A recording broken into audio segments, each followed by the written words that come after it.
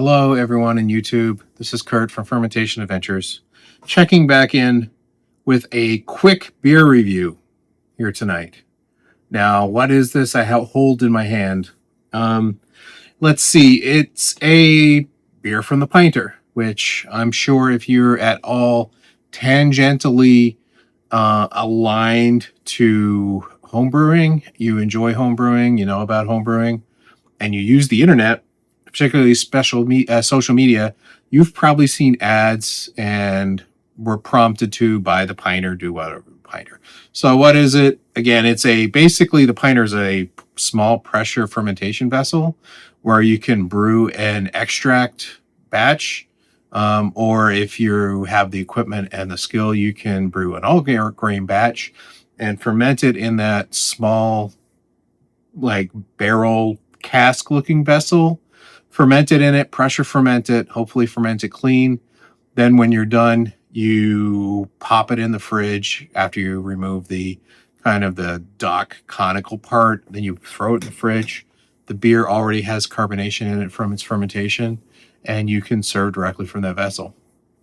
Of course, you know, you're not adding any carbonation to it. So over time, the beer will go from being very carbonated to less carbonated as the beer, you know, is drank from the vessel. But it is a very inexpensive, let's say, piece of equipment. They sell it as kind of, I think they sell the keg as kind of a loss leader to try to sell folks on a recipe subscription service. You know, so when I bought the Pinter, again, my idea was to have this little vessel for piloting all grain batches, so I can brew up a gallon of wort, throw it in this thing and ferment it, and I can try it that way. It seemed to make enough sense that the cost was enough that that seemed like a good idea to me. The recipes themselves for the amount of beer it makes, to me, seems to be pretty expensive. This one, again, this was the second beer that came with my initial purchase. So I bought it, chose 2 recipes to come with the vessel, immediately canceled the subscription. I brewed up the first beer, which was I can't remember, it seemed to be a licensed wheat ale that was horrible. Again, I didn't really pay much attention to how I was fermenting it. I think it was on my kitchen counter. It fermented kind of warm. It was pressure fermented. But that wasn't the problem with it. It just had that liquid malt extract twang funk that if you've ever, when you first got into homebrewing and you brewed a kit kilo, a can of liquid hopped liquid malt extract, and did that thing with you're supposed to add 1 kilogram of sugar, which is where the kit and kilo comes from. Sometimes those turn out okay. A lot of times you kind of get this oxidized malt flavor that's quite nasty. Again, sometimes too, you would get the if you get those cans of hopped extract, you can get them, and for whatever reason, the hops in them would be oxidized as well, and you would get the harshest, most disgusting bitterness from it as well. I played around with it a lot in recent years, even the kit and kilos, because I was like, hey, I have all this fancy equipment. Is the problem back then, was it the ingredient? When I first started homebrewing, was it the ingredients? Because I was, putting this stuff in bottles and I had no experience, and I was doing whatever and things were getting oxidized? Or was it was it my lack of experience, or was it the ingredients? After playing around with a few more kit and kilos a few years ago, and probably brewing up probably 3 or 4 of those kits in a conical, and with the best practices and close transfer to kegs and everything that I can do, I'm easily convinced that the problem in a lot of cases is just the ingredients. I brewed up a oatmeal stout, and I think it was a stout, or it was an Irish stout or something. Came out really good, really drinkable. Kit and kilo, just use sugar, or maybe for that one I used dried malt extract to bump up the ABV. But it came out fine. I drank the whole thing. I have a nitro system. I might have put it on nitro, and it tasted great. I wasn't getting any crazy off flavors. brewed up a second one that was a Cooper's kit. It was a Mexican cerveza, and the dang thing was undrinkable. The oxidized liquid malt extract, and with the oxidized, hops in it, it was undrinkable. It was so nasty. I kept, fighting with it a little bit to say maybe if I did this or let it condition, and again, it got dumped. I did a third one. I can't remember what it was. It might have been a best bidder or something. And that one, once it was fermented, I tasted it and I just dumped it directly. So anyway, long story time, which is not why we're here. Again, let's see how much of that makes it through. Maybe I'll just cut it back and put this at the end. But yeah, I'm here to really, talking about the Pinter. I did brew this Razz Session, which was the second beer that came with it. And since I'm reviewing other beers for our BrewTubers Malt experiment, I said, this is kind of ready. Let's taste this. And I mean, look at this thing here. So if you look at the beer itself, it is kind of a little cloudy, kind of a little hazy. Nothing that's too off-putting.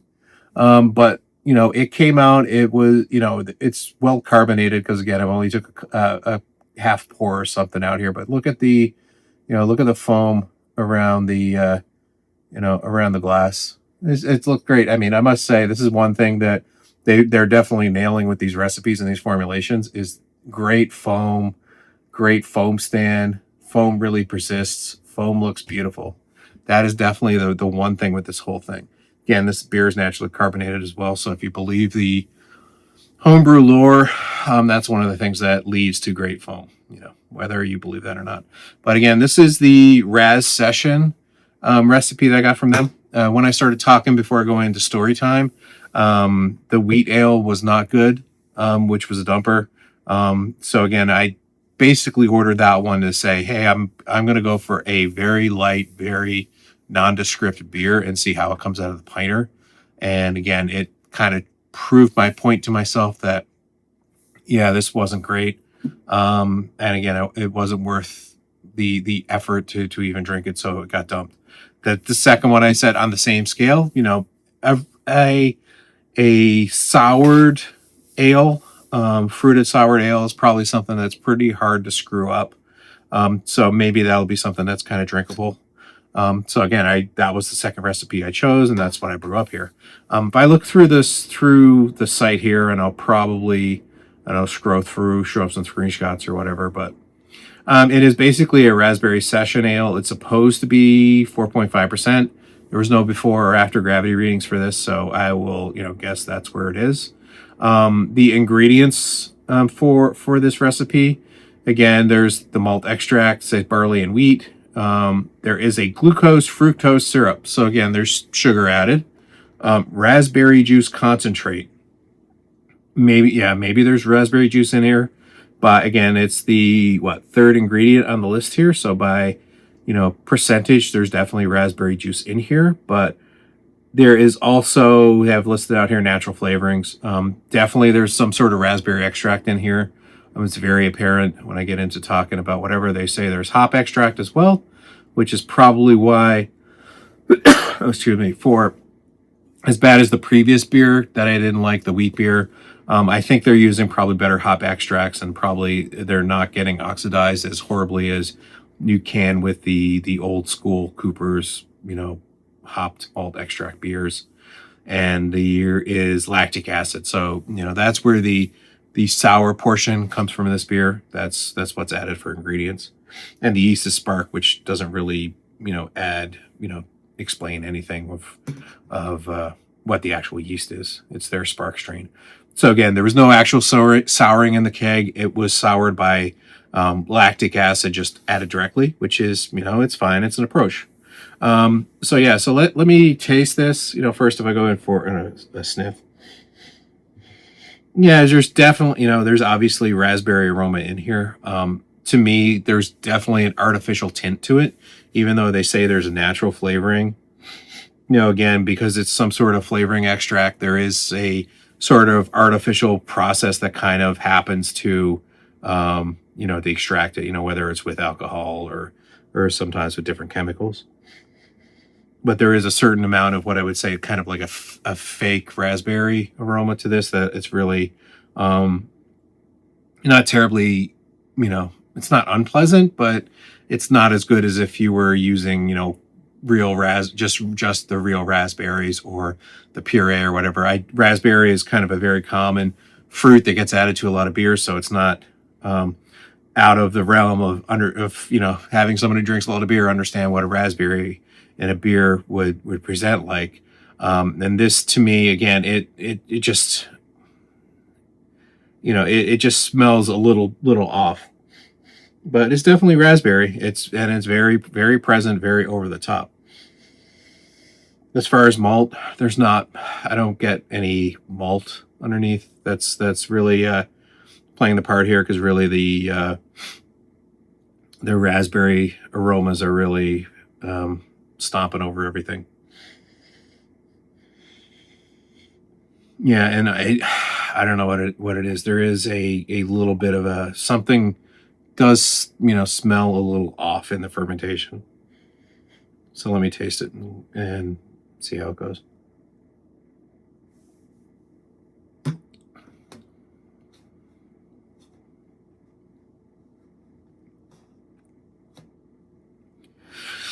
Yeah, so there's hops that were supposedly added to this, and there's acid that's supposedly added to this. Again, really all it's, I think, is doing is just trying to offset the sweetness a little bit, because this is not tart at all. And really, when you drink it, it's very, very watery and very, very flabby. Again, it's not, when I think of a fruited sour beer, I'm sorry, this is not it. Again, their fruit is in here, and if you're into like some of the kettle sours and you like the overtop fruited beers, maybe this is your cup of tea. But the way this comes across, it's almost like not even really drinking a beer, to be honest with you. It's almost like if someone gave this to me and said, "Oh, this is like a raspberry seltzer," that's probably what I would say. Yeah, that makes sense. Oh yeah, it's got a little bit of a red tint from it, but again, I assume some of the tint in here is from the malt and the extract. But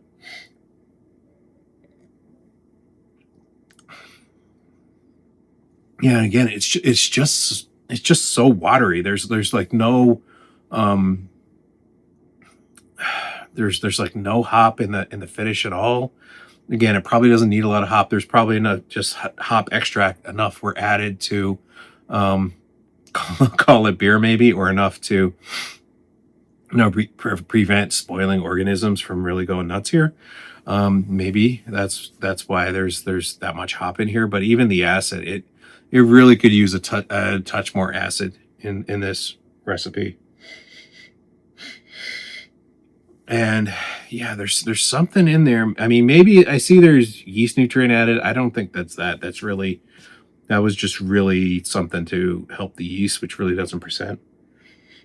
But there's something really in here that to me comes off as there's something chemically that's a little out of place in here. I really don't know what it is, but it's just, there's something in here that, if you're going to just pound these and drink them down, might be fine. But if you're trying to, enjoy your beverage and think about it a little bit, there's something that's a little bit off in here. But anyway, okay. So again, this is me. This is, all right. So this is me being an experienced home brewer that, if I was going to brew a raspberry session beer, something that was 4.5%, I would go about it very differently. Again, I could just do a kettle sour. I probably would just use like the Philly sour yeast, which I've done in the past, which again, I think works really well in adding a little bit of tartness and not blowing your head off with a sourness. But yeah, that would be a really nice yeast to use. Probably if I had my time back, I might have, if I had any in the fridge, I probably would have thrown some of that in to see how that would have worked out. Because again, it's not even tart, it's supposed to be a sour ale, but for me, it is not sour at all. There's probably just enough acid in here to not make this appear to be over the top sweet. But to me, it's still, it's playing more sweet, and there's like no tartness at all to really wash the palate and cleanse the palate. It just leaves the beer out here to be super flabby and watery and kind of uninteresting. So again, that's me looking at it. If I bought this and I hadn't brewed anything before, and I like kind of fruited beers and kind of kettle sours, what do I think? Would I be happy with this? I'd probably be pretty stoked by this. To be honest with you, looking back at the first Kit and Keel beer I ever brewed, looking back to some of the stuff I brewed on the Mr. Beer when I started, this recipe at least is better than that. I would say that compare the wheat ale to probably some of the first beers I brew on the Mr. Beer. Those did not have that same level of homebrew twang, nasty oxidized malt that I was getting from the from that first beer I tried, which was the wheated. Again, those were, again, I remember distinctly trying the first bottles and say, yeah, it's got a bit of homebrew tang. Again, thinking about the Mr. Beer beers I brewed and thinking it had a bit of homebrew twang, but I still, drank them up. They weren't horrible by any means. Again, I would never consider dumping them. So I'm kind of torn on the Pinter. I think some of the stuff, they make it very easy to get into it. I think it's one of those things, if you really get into it, kind of like same as Mr. Beer, you outgrow it really quick. It's fun. If you're somebody who's thinking it's fun to make my own beer, I don't want to, I just want a little extra beer to drink around on the sides. And I don't want to really get into this and have, piles of kegs and stuff kicking around. Maybe it's a better option than going with Mr. Beer. Let's put it that way. Again, one of the downsides, of course, is, the vessel is not really conducive to bottling. I'm sure there are some people out there who figured out how to bottle off the Pinter. But again, it's not a huge batch, but again, your fermenter and your serving vessel are one and the same. So, again, your throughput of brewing beer is going to be kind of restricted by, you're going to have to basically brew a beer, consume the beer, and then you can start another batch, rather than how, most of the homebrew processing go, where you have one brew house, you might have multiple fermenters, and then you have even more kegs, so you can have a bigger variety of beer on tap, or if you have multiple fermenters that you can put into bottles, right? So anyway, that's a thought. So yeah, the Pinter, again, it's not terribly expensive. I would just say, if you're curious about it, run out, pick it up. There's probably some nice deals happening right now, right around Christmas, and just watch out for the subscription. Probably just cancel it right away and look at ordering as you go. Those recipe kits. This one was a $33 raspberry recipe sour for $33. It supposedly gives you, I think it's 12 pints. They say 12 pints or 12 beers. Yeah, it makes 12 pints. So that's the same as, 3 4-packs of 16-ounce cans.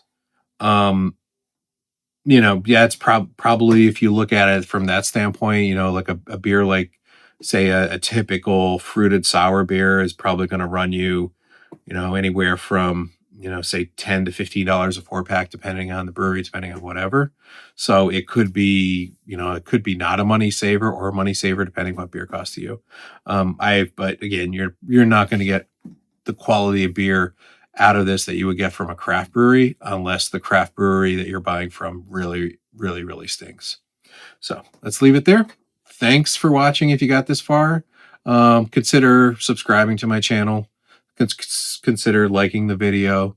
And I'll catch you on the next one. Cheers.